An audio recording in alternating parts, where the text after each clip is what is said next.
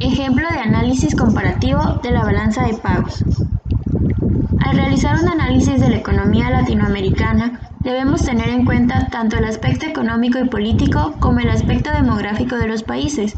Por tal efecto, al analizar la economía colombiana, el registro de la balanza de pagos, como lo explica el informe técnico anual, sección sector externo presentado por el Banco de la República, es el registro de las operaciones de un país con el exterior, lo cual implica una compilación estadística de las operaciones de la balanza comercial y financiera, representada en las exportaciones e importaciones del país, además de la variación de las reservas internacionales en los últimos 10 años.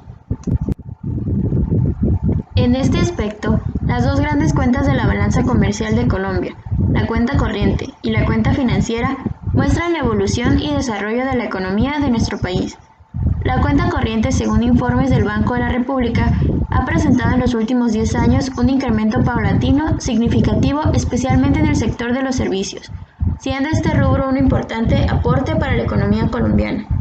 Sin embargo, la cuenta corriente, la cual mide el comportamiento de productos primarios y productos industriales, presenta un déficit, lo que significa que es financiada por las entradas de capital y la acumulación de reservas internacionales, que para el año 2014 fueron de 47.323 millones de dólares, comparado con el año 2013, que fue de 43.633 millones de dólares, del PIB nacional.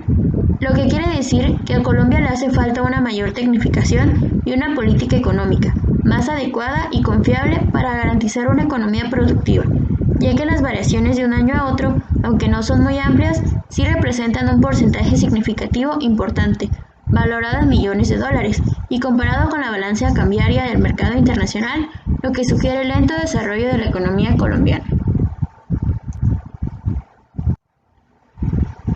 De acuerdo al ejemplo del análisis comparativo de la balanza de pagos de Colombia, se tiene dicha tabla, donde se muestra la cuenta corriente, bienes y servicios, ingreso primario, ingreso secundario, cuenta financiera, inversión directa, inversión de cartera, derivados financieros, otras inversiones y activos de reserva. Aunque la balanza comercial ha tenido un superávit comparado con los años anteriores, el déficit de la balanza de pagos también ha aumentado. En promedio, la variación está representada alrededor de un 2.5% con respecto al total del PIB, lo que significa que el ingreso per cápita de Colombia se encuentra en los últimos 10 años entre 57.000 y 78.000 dólares con respecto al total de la economía colombiana, situando a sus habitantes en un bajo nivel de vida con respecto a los 183 países del mundo. Análisis comparativo de la balanza de pagos en México. Ahora bien, si entramos a un comparativo con México, podemos ver que la situación no es del todo diferente.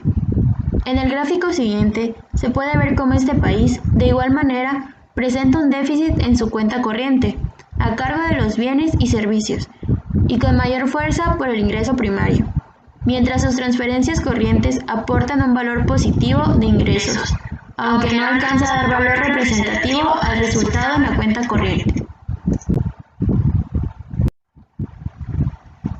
Durante 2014, la cuenta corriente de la balanza de pagos mostró un déficit de 26.545 millones de dólares, cifra que representó 2.1% del Producto Interno Bruto.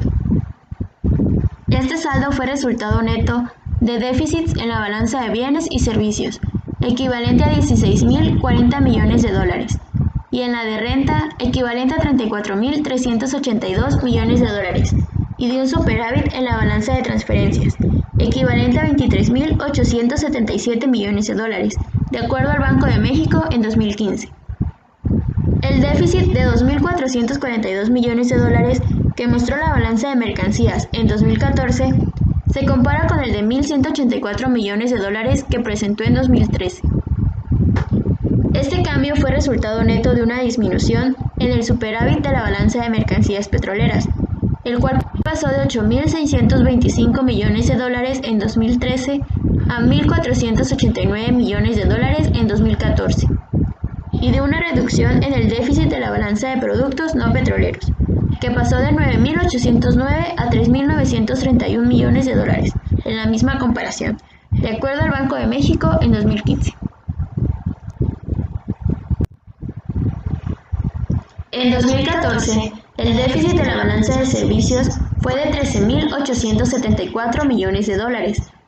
Dicho saldo fue resultado de ingresos por 21.037 millones de dólares y de egresos por 34.910 millones de dólares. Al interior de esta balanza, la cuenta de viajeros internacionales mostró un superávit de 6.601 millones de dólares, derivado de ingresos por 16.258 millones de dólares, equivalente al incremento anual de 16.6%, y de egresos por 9.657 millones de dólares, correspondiente al crecimiento de 5.9% a tasa anual.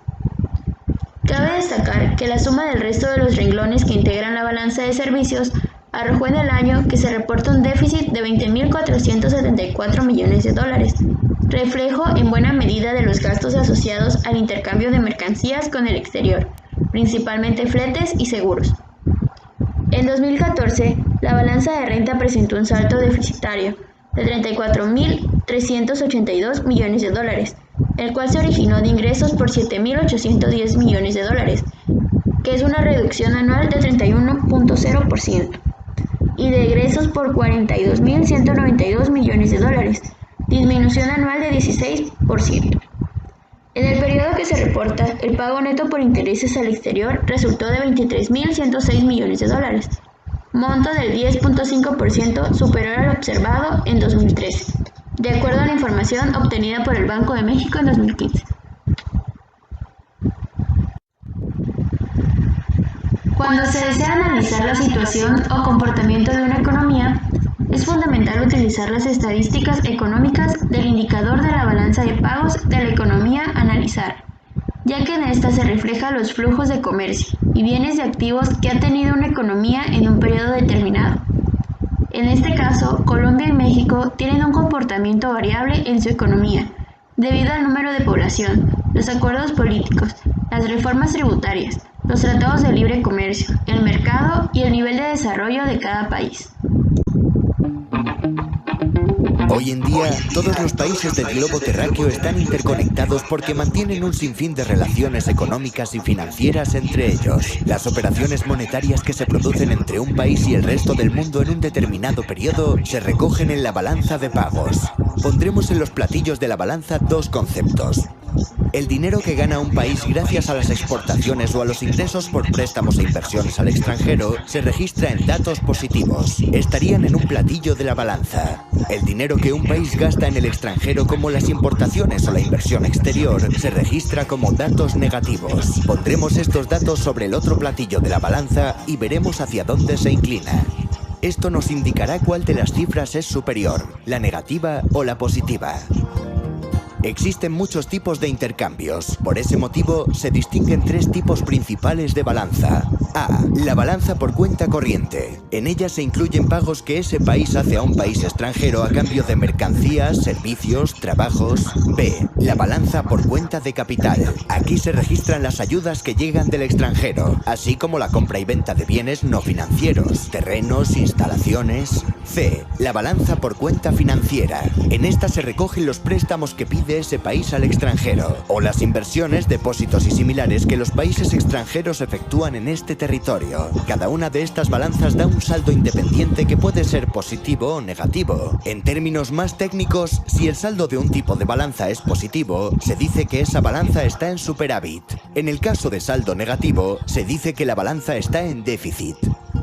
Lo que buscaremos no es el equilibrio de cada una de estas balanzas por sí sola. Es decir, no buscaremos que estas tres balanzas tengan sus dos platillos a la misma altura entre sí, pero sí buscaremos que la inclinación que presenta una de las balanzas compense la que presentan las otras dos, o que dos de ellas compensen a la tercera balanza. Veámoslo de forma más concreta. Cuando un país compra más de lo que vende, es decir, gasta más fondos de los que dispone, tiene que financiar la diferencia con préstamos. Es decir, cuando la balanza por cuenta cuenta corriente es negativa, será necesario convertir en positiva la balanza financiera. Volviendo a esos términos técnicos, si existe un déficit en la balanza por cuenta corriente y en la de capital, buscaremos el equilibrio con un superávit en la balanza financiera.